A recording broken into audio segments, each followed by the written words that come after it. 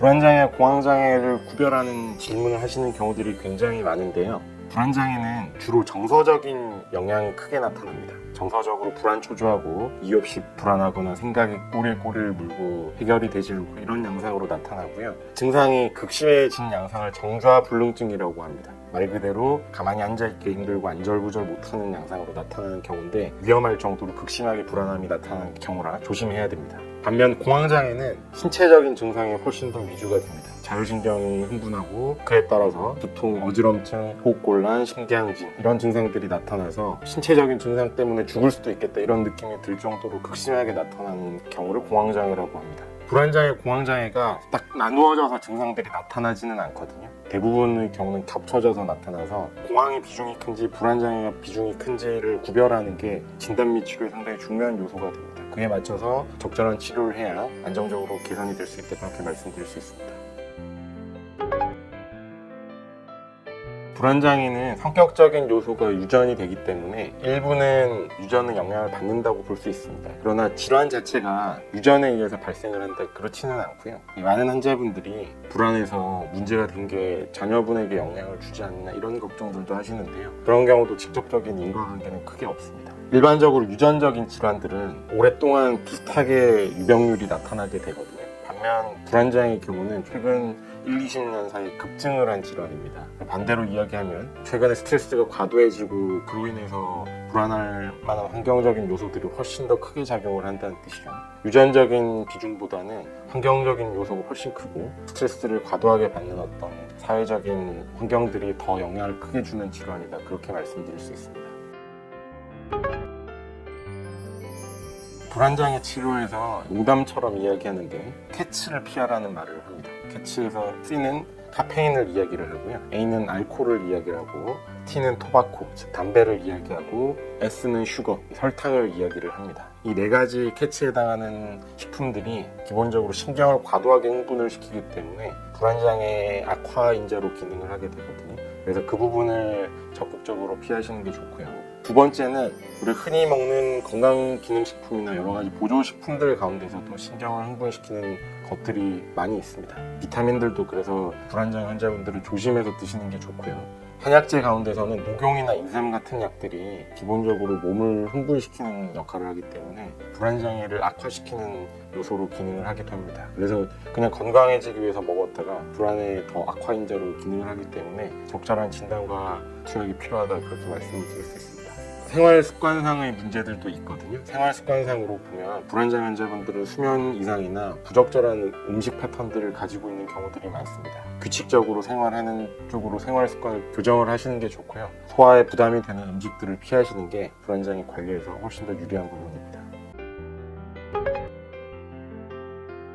불안장애는 굉장히 많은 부분이 스트레스로부터 기인을 하거든요. 스트레스를 피하는 모든 생활 습관이 절대적으로 유리하겠죠. 스트레스로 인해 유발되는 정서적인 긴장이나 신체적인 긴장을 완화시키는 활동들이 굉장히 유리하게 작용을 합니다. 신체적인 긴장의 이완은 제일 중요한 게 호흡이 될 거고요. 숨을 천천히 내쉬고 몸에 힘을 빼고 이게 이제 불안장애 완화하는 대표적인 습관이라고 볼 수 있고요. 요가나 명상, 여러 가지 이완을 하는 스트레칭이나 기타 등등 마사지나 목욕 같은 것들도 불안장애를 개선하는 데 도움을 주는 생활습관 가운데 하나가 됩니다. 아울러서 정서적으로도 불안함을 완화를 시키기 위해서는 내가 갖고 있는 현실적인 문제로부터 거리를 두고서 멀리서 관찰하는 습관들이 조금 더 필요하거든요. 대표적 명상이 될 수도 있고 여행이나 일상적인 문제로부터 벗어날 수 있는 여러 가지 심리적인 여유를 가지는 게 치료상으로 도움이 될 수 있습니다.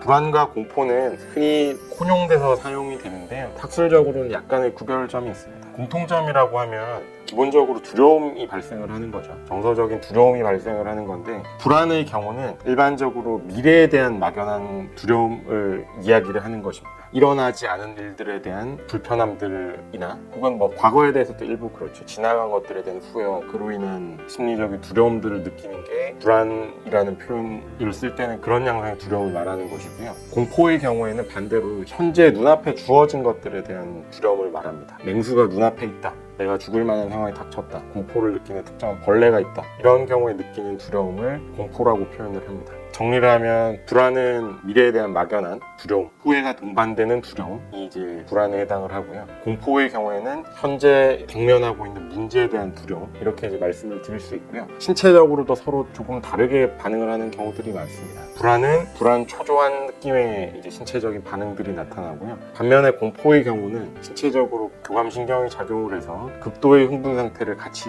동반하는 경우들이 많습니다. 불안과 공포가 칼로 나누어지지는 않지만 대체적인 치료의 방향이 약간 다르게 나타납니다. 불안은 미래에 대한 막연한 두려움을 개선을 하기 위해서 뇌를 조절하는 데 좀 더 초점을 두게 되고요.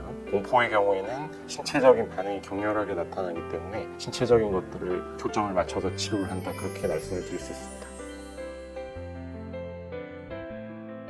불안장애 환자분들을 관찰해보면 신체적인 이상이 크게 두 가지 카테고리가 기저에 깔려있는 경우들이 많습니다. 호흡이랑 소화인데요. 불안장애 환자분들의 경우에 지속적으로 스트레스를 받고 있는 상황에서 호흡 패턴이 깨져서 과도한 들숨 위주가 돼서 몸이 긴장되어 있고 호흡을 정상적으로 못하는 환자분들이 있고요. 반대로 생활 습관이 좋지 않아서 지속적으로 소화와 관련된 이슈가 있어서 소화불량이 있거나 더부룩함, 여러 가지 속쓰림, 메스꺼움 이런 것들을 호소하는 분들, 두 가지 카테고리로 나눌 수 있습니다. 불안의 경우에는 기본적으로 뇌 컨디션이 안정이 돼야 근본적인 치료가 될 수 있는데, 이 호흡이나 소화가 문제가 있는 경우에는 뇌 기능이 정상적으로 건강 상태를 유지하기가 상당히 힘들어지는 부분이 있습니다. 치료적으로 보면 호흡이랑 소화가 문제가 있는 경우에는 두뇌의 안정뿐만이 아니라 호흡과 소화가 같이 개선이 되는 쪽으로 치료를 해야 근본적으로 치료가 될 수가 있습니다.